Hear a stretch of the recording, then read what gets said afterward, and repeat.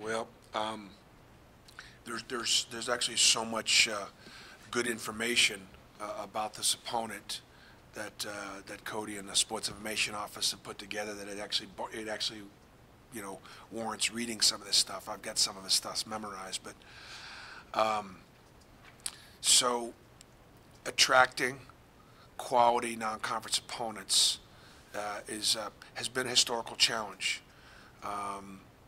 I think for Auburn. With the RPI system, if your RPI isn't high enough, then you're not considered an attractive opponent. And yet Auburn has always been a tough place to play, even when the RPIs weren't great. And so there's been no real reward for good teams to come in here because it's a tough place to play. And if the teams have historically not been as competitive, it's still a very difficult place to win, and you get no credit for it. So I think when Washington actually reached out to us and wanted to know if we wanted to play, I think it had a lot to do with that factor. That being better actually helps you in the non-conference sometimes because an attractive opponent looks at you as a big prize. So us being where we're ranked right now, this could be a huge opportunity for both teams.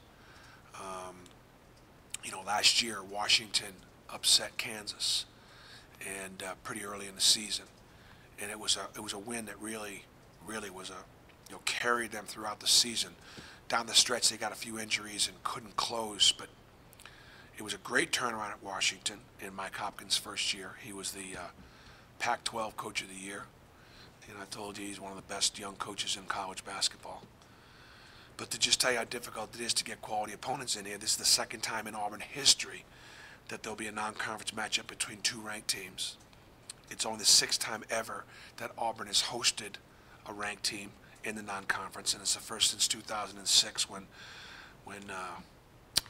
Texas A&M and Pittsburgh were here. So again, it's a great opportunity. This team couldn't be any more unique than any team we're going to play against. They'll play 40 minutes of a Syracuse 2-3 zone. They've got, 7 of their top scorers from a year ago.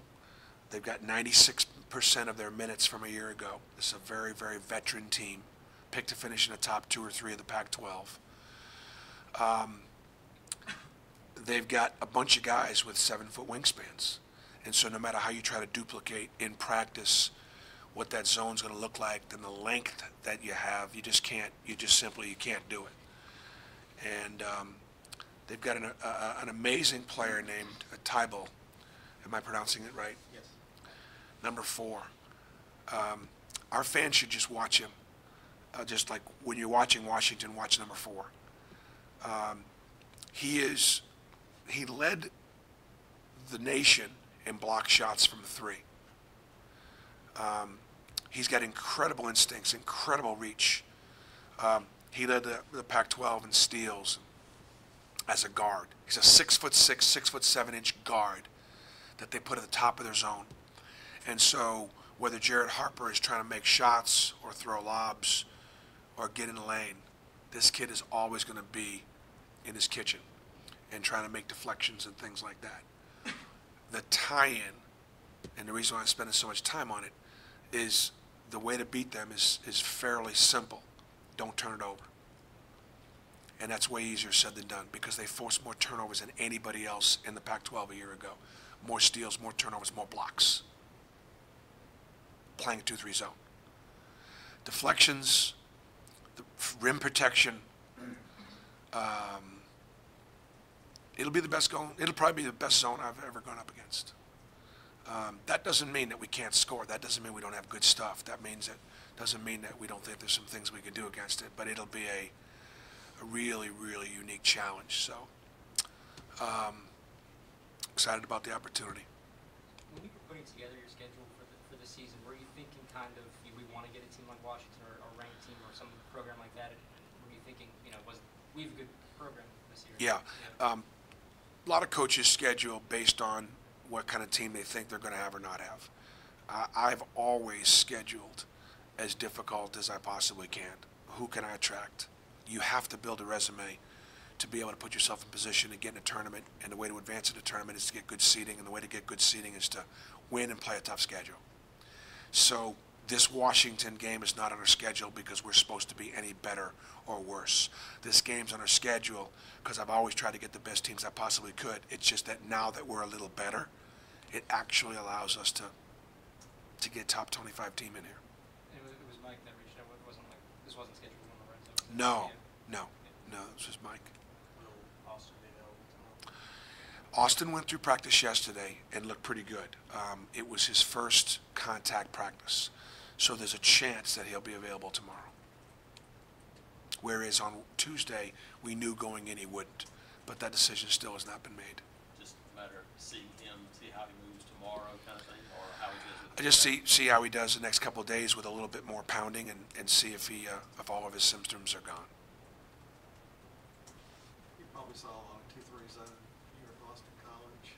So I guess you got a couple theories on how to attack it, which I'm sure you're not going to talk about. Yeah, no, there's no question. Think back to early days of the Big East Conference. You had Rolly Massimino, John Thompson, Lou Carnesecca. You had a lot of really good, really good zones. In Philadelphia alone, back east, Jimmy Lynam, John Chaney. You had some great zones back then. And so, yeah, I mean, knowing what it is and how to attack it is one thing. Dealing with, look, that guy's open. He's open. He's open. He's open right there in the middle of their zone. Now, good luck getting it to him. And then once he gets it, what's he going to do with it? Who's open? Can you get it without turning it over? And that's our real key. So we're going to have more turnovers tomorrow than we typically do. But if it's to the point where they turn over and run it down the other end and dunk it on us like crazy, we can't win. About Samir. He played pretty good amount of minutes. Did he do okay with that?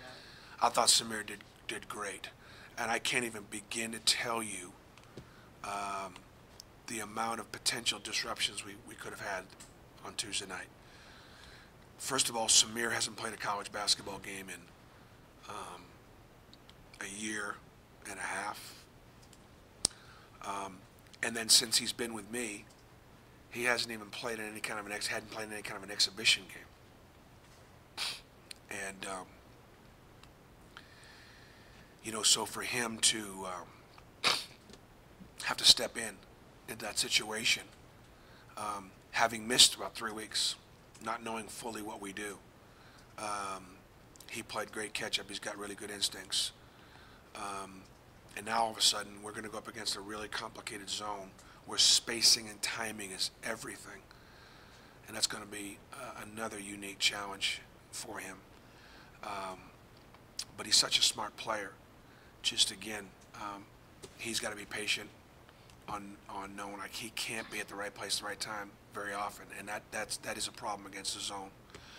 I think the second challenge was, is obviously, right now we had 8 scholarship guys on Tuesday night. Right now we have 8 scholarship guys. It's just we get in foul trouble. It's just interesting, and so obviously I was very pleased with how we played on Tuesday, and hope we can build on it. Later game, what do you expect the atmosphere to be like, and how important will that be? Well, hopefully it's a great atmosphere. Believe it or not, as of this moment, I just stopped in at the ticket office. There are still 15 chairbacks for sale. I mean, there just aren't very many chairbacks. So if I were you guys, I'd get on your cell phones and tweet that out. What great information for some wonderful, lucky. I mean, because I think people think the chairbacks are all sold. I think the other thing to be cognizant of is because it is a Friday night game, it's a late start, and because we're playing at Georgia tomorrow in football, there's a chance that there could be some no-shows. Now, obviously, this is a prime game for our fans to be able to exercise all the options that they have to be able to turn their tickets in. Gosh, all they got to do is take a picture of it, send it to our ticket office, and we'll turn those tickets around. They can take a picture of their tickets, give it to a friend, and the friend can bring their phone with them to the game and show the tickets that they have, even if they don't even have them in their own possession. So a lot of ways to turn the tickets around. And also, I just wouldn't be surprised if day of the game that there's not a pretty good walk-up sale, because if we do have some no-shows, we'll sell some standing room, but there could be some people that could move down into some seats. So I wouldn't quit on this sucker's not sold out. And you know, we need obviously we need all the help we can get, and they are worth the price of admission. They truly are. How important is Chuma going to be against this 2-3 zone on the offensive end? Chuma will be important to all of our guys that are passers and shooters and playmakers are going to be, you know, really important to be able to spread it out and make shots. And you know, you got to be able to mix up the inside with the outside. And we only went to the foul line 14 times against Lincoln Memorial. Against South Alabama. And so that was a concern, not enough 2-point baskets, and you can't rely on the three. I don't, by the way, live by the expression "you live and die by the three." Whoever made that doesn't have a clue about basketball. Yeah, because you can live pretty well off the 3 ball. If Austin is available tomorrow, even if he's on a minutes restriction. If he's available, he'll play, and it clearly would come off the bench, and he won't be on a heavy minute restriction, or otherwise he wouldn't be out there. Just how big would his return be? Obviously, I think his return would be big, but not for this game. He could be a factor in there offensively against their zone, absolutely. How much would you expect from him? If I had him for a couple of weeks and we had him out there, he could be a big factor in the middle of that zone on the offensive end. But with such short time with him getting ready. But I won't play him if he's not ready to play. And so I don't think it'll be a restricted minutes thing. He's ready. He's not, he's not. Thanks, guys.